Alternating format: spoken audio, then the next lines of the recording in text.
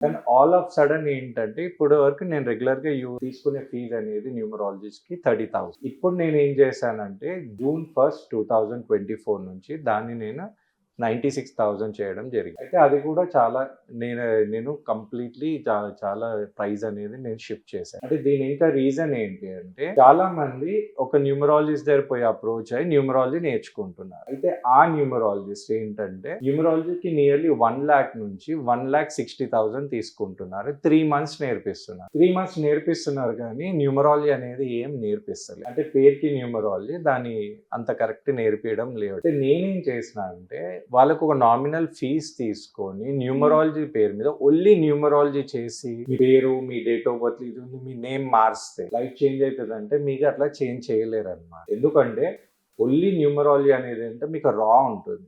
అయితే మీకు న్యూమరాలజీతో పాటు మీ దగ్గర మల్టిపుల్ మెథడ్స్ ఉండాలి.